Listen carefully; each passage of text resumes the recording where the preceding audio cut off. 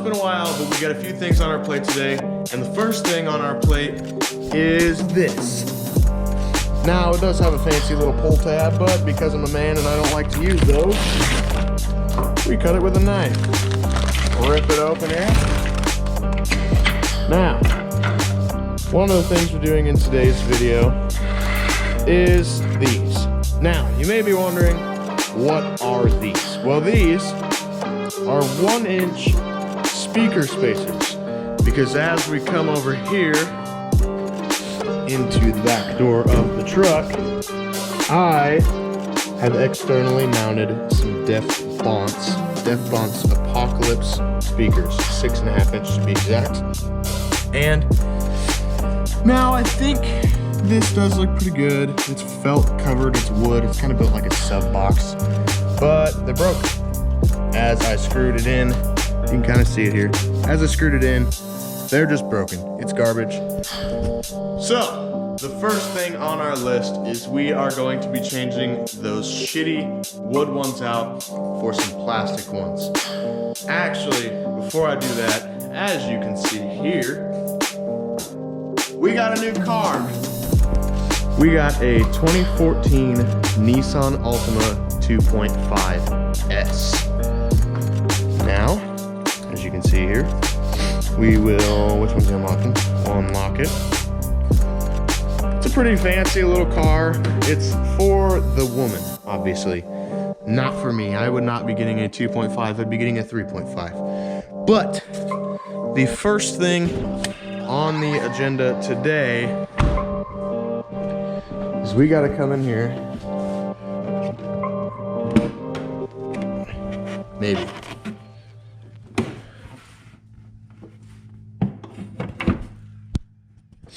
All right, so as you can see, she has the 2.5S motor.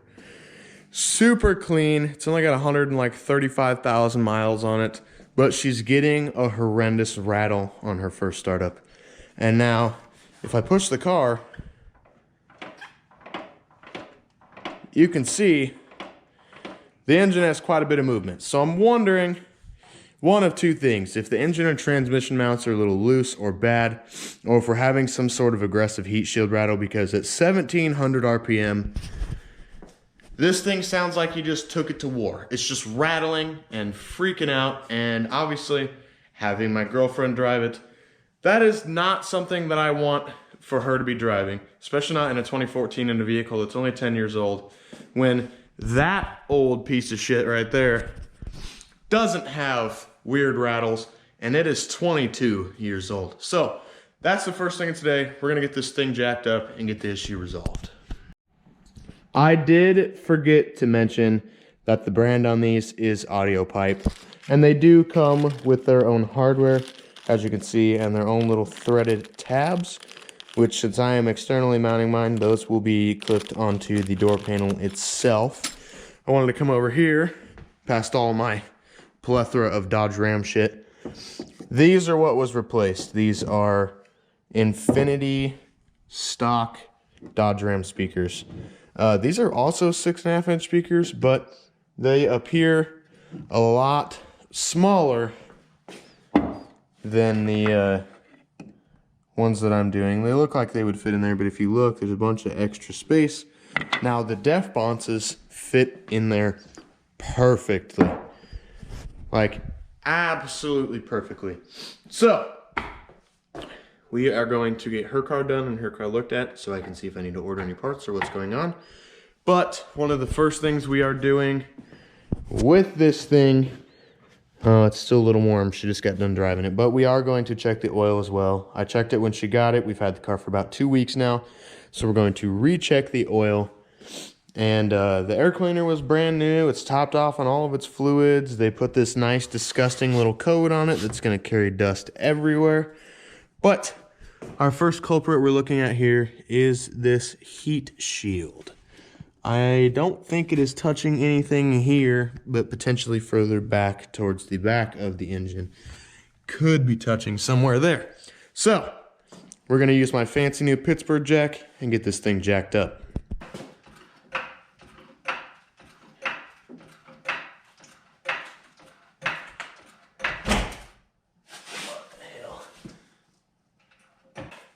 Now, obviously, we don't go getting under a car without safety first. Normally, that safety would be jack stands, but we're jackasses around here, so we just give it the wiggle test. She didn't fall off the jack on the wiggle test. She's good. But we are going to climb under here and see if we have any issues. Now, as you can tell, this is obviously her parking spot. But her last car, and I know it isn't this car because we just had cardboard under it, her last car leaked horrendous amounts of oil. But the lurking culprit to me is either going to be this exhaust mount. Now this flex pipe looks to be a little blown out. This bad boy here, this is heat shielding. And obviously we're gonna continue to look a little further back, make sure the exhaust isn't having any rattling. I don't know if it's still warm or not. But this flex pipe here, as you can see, basically completely blown out. The exhaust is still nice and stiff and stable though. It's pretty good. But I'm wondering if maybe these mounts here, like this is a lower body or a lower motor mount. We got some trans mounts in the back. I'm curious if maybe, or trans mounts in the back, wow. Where am I at? We're in a front wheel drive car. But we got some trans mounts up on the other side here. Sorry, it is pretty dark, but I'm pretty sure this has something to do with it. But we are going to take a little look here and I'll let you guys know. All right, so I have checked the motor mounts and the transmission mounts, and I kind of moved that flex pipe back to where it's supposed to be. I'm wondering maybe it was jumping up and down, kind of rattling things it wasn't supposed to be rattling. But for the most part, everything underneath the car looks pretty good. So I'm hoping we don't have to delve any farther into it and actually figure out what its big problems are. But of course, in Nissan's manner, we've owned the car for 2 weeks now, and it already has a check engine light. So I'm going to have to either one, buy a scanner, which I wish I had, or two, take it into O'Reilly's or AutoZone to get it scanned to figure out why it has a check engine light, because it should not have a check engine light. This car does have a full powertrain warranty. So engine, transmission, wiring, everything basically but the brakes, and obviously cosmetic damage, because that would be an actual warranty. This is just powertrain. So the only other issue that we have found with the car is with the windows. I don't know if we can show it to you here. I don't know if you could see that striping across the window there. There was tint on these windows. The windows were previously tinted and the dealership just ripped the tint off and left the residue on there. So it is sticky and tacky and the windows look cracked and gross and it's just terrible. So I am going to be getting this car fixed. I'm gonna Goo Gone all this shit off of here and I'm gonna get it tinted for her eventually. That is something I would like to do. This and that are both going to get tinted at the same time, I believe. I do have a bunch of stuff that is going to be coming for the truck very, very soon. And I'm not going to give you any sneak peeks on that, but it will be changing the look of the truck a lot. But we're going to start on the truck now. All right, so as you can see here, I have my speaker, which I am going to unscrew. This magnet is so damn strong, I can't even unscrew these without it sucking it onto it. Now, we are going to set our speaker inside of the truck here. And obviously, I mean, I'll show you. This thing is broken. It's cracked right in half. It is still mounted to the door, obviously, but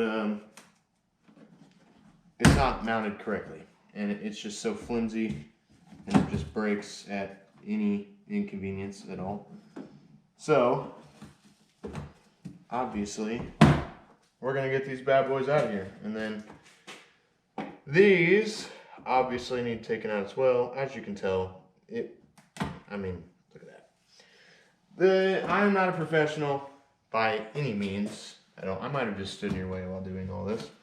Not a professional by any means, but this was not done right by me at all. So I cut out the original speaker hole here, right? And then this will clearly set on top of it, as it should, there. And then we'll be good to go. Now, like I was showing you earlier, my stock Infinity sound system didn't fit very well inside of these speaker spacers. Well, these, as you can see, fit absolutely perfect both ways. No gap anywhere around them. And they will look absolutely beautiful sitting there. No stupid rattles, no stupid shit. Eventually, I am going to be taking it off and running a bead of silicone across here so that it actually sticks to the door. And I have a bunch of sound deadening inside all of my doors so that this thing rides a little quieter on the highway, because I don't like my vehicles sounding like garbage while they ride. All right, it has been like 20 minutes and I finally got my first one done. As you can see, it is sealed nice and tight to the door all the way around. Now, the biggest thing that sucks, 1, 2, 3, 4 holes for screws. And I got 1, 2, 3, 4, 5, 6, 7, 8 holes designed for screws. So, as you can see, we got a few spots here that don't perfectly touch base where they need to, which does kind of suck.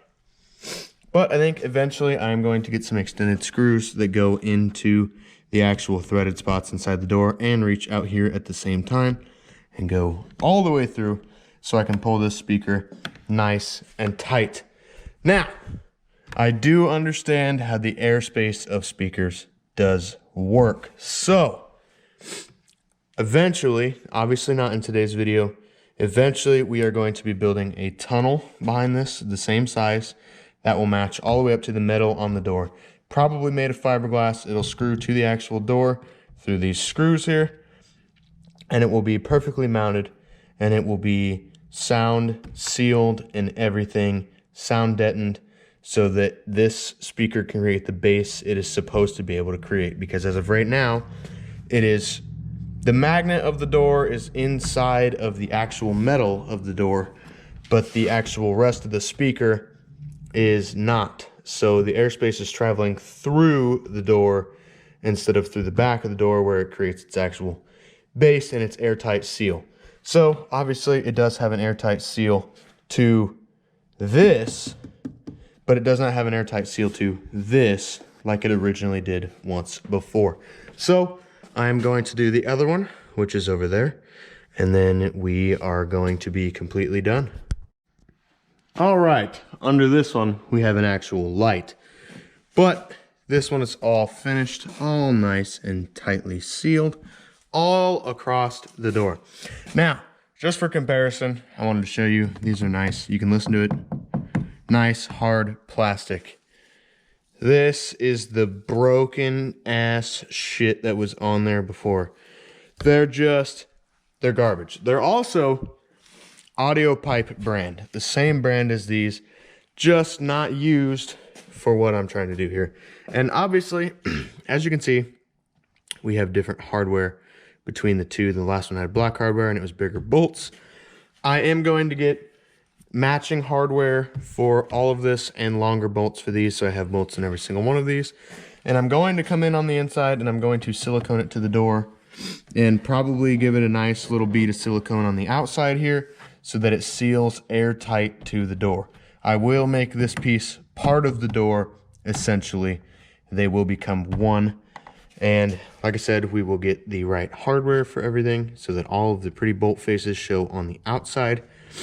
I've been thinking about doing some colored ones, kind of trying to make it a little more bougie, a little more colorful, I guess you could say. I probably won't end up doing that. I'll probably just stick with black hardware. I'll just get rid of the silver. Do all black on it, keep it sleek, and that'll probably be it. But I do want to thank you guys for watching the video today. Let me know if you saw any difference in the quality, because this is my GoPro, which I used to record on all the time. Figured I'd bust it back out, give it a try, because I have just been using my phone a whole lot lately. And I don't know if maybe the GoPro's any better, any worse, maybe the phone's a little better. I'm not entirely sure. But I do have a lot of videos coming your way. I told myself I'd be hitting 50,000 subscribers by the end of 2024, and I'm going to try to stick true to that. It's been really hard for me, but I hope you guys enjoyed the video. I will see you in the next one. Peace out, and have a great rest of your night.